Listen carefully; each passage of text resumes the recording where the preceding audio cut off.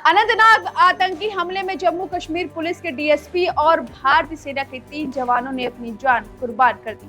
आतंकियों का मुकाबला करते हुए कर्नल मनप्रीत सिंह, मेजर आशीष धौचक और जम्मू कश्मीर पुलिस के डीएसपी हुमायूं भट्ट समेत एक और जवान शहीद हुए हैं। पूरा देश शहीद सपूतों को नम आंखों से नमन कर रहा है। जम्मू कश्मीर के कोकेरनाग का जंगल बेहद घना है। जंगल के चारों तरफ ऊंची ऊंची पहाड़ियां हैं जो घने पेड़ों की चादर से ढके हुए हैं। यानी चारों ओर इतना दुर्गम इलाका है कि किसी भी ऑपरेशन को अंजाम देना बेहद मुश्किल है। इसी जगह पर आतंकियों के खिलाफ ऑपरेशन में देश के 4 अफसर शहीद हो गए। हिंदुस्तान अपने 4 सपूतों को खोने की खबर सुनकर सन्न रह गया। ये जाबाज देश के दुश्मनों से लोहा लेने के लिए मोर्चा संभाले हुए थे।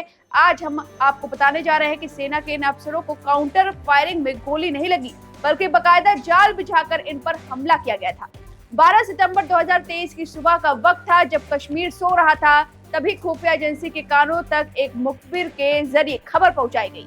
वो मुखबिर पुलिस के लिए नहीं बल्कि आतंकियों के लिए काम कर रहा था। वो मुखबिर के शक्ल में डबल एजेंट था। उसने जम्मू कश्मीर पुलिस तक खबर पहुंचाई कि कोकेरनाग के जंगल में एकदम सटीक लोकेशन पर आतंकवादी संगठन लश्कर के 2 दहशतगर्द छिपे हुए हैं। ये खबर जैसे ही 29 साल के जाबाज ऑफिसर और जम्मू कश्मीर पुलिस के डीएसपी हुमायूं भट्ट तक पहुंची, वो एक्शन में आ गए और एसओपी यानी नियमों के मुताबिक डीएसपी हुमायूं भट्ट ने 19 राष्ट्रीय राइफल्स के कमांडिंग अफसर कर्नल मनप्रीत सिंह को तुरंत एक ज्वाइंट ऑपरेशन लॉन्च करने की बात कही ताकि आतंकवादी अपना ठिकाना न बदल सके। कर्नल मनप्रीत सिंह ने मेजर आशीष से बात की और फौरन जवानों की एक टुकड़ी के साथ ऑपरेशन पर साथ चलने के लिए कहा।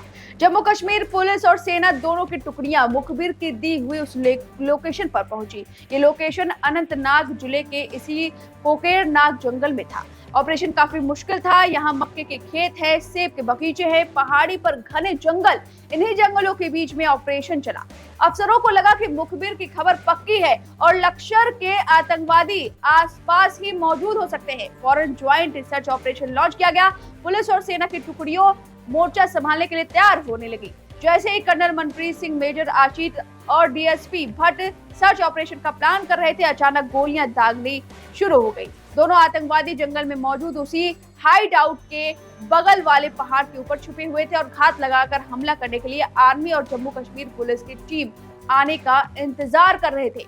गोली लगने के बाद तीनों अफसर गिर गए, लेकिन आतंकवादियों पर फायरिंग करते रहे। आतंकवादी पहले ही सुरक्षित जगह पर मौजूद थे और सेकंड्स में पहाड़ी के ऊपर से भाग निकले। कर्नल और मेजर इस मुठभेड़ में गोली लगने के बाद पहाड़ी की एक छोटी खाई में गिर गए थे, जबकि डीएसपी हाइड आउट के बगल में ही गिर गए। इन पहाड़ियों पर आतंकवादियों को ढूंढने के साथ साथ बॉडी के लिए भी सर्च ऑपरेशन चलाया गया। डीएसपी हुमायूं भट्ट के शव को लाने में 6 घंटे का वक्त लगा। हमले के बाद आर्मी और जम्मू कश्मीर पुलिस के जवानों ने आतंकवादियों का पीछा भी किया, लेकिन आतंकी उजैर खान कोकरनाग इलाके का ही रहने वाला है और इन जंगलों के चप्पे चप्पे को बखूबी जानता है। उजैर खान लोकल लश्कर का आतंकवादी है। उस पर 10 लाख का इनाम है। उजैर A+ कैटेगरी का आतंकी है। उजैर ने ओवरग्राउंड वर्कर्स और जंगल की जानकारी का फायदा उठाकर इस आतंकी घटना को अंजाम दिया है। देश को 4 अफसरों की शहादत का दंश झेलना पड़ा क्योंकि मुखबिर गद्दार निकला। उस मुखबिर ने आतंकवादियों को बता दिया था कि आर्मी और पुलिस कब आ रही है।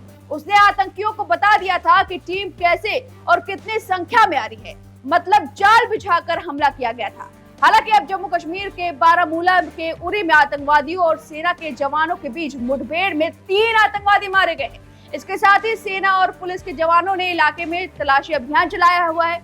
जम्मू कश्मीर पुलिस ने सोशल मीडिया साइट एक्स पर बताया कि सेना और पुलिस के जवानों ने 3 आतंकवादियों को मार गिराया है।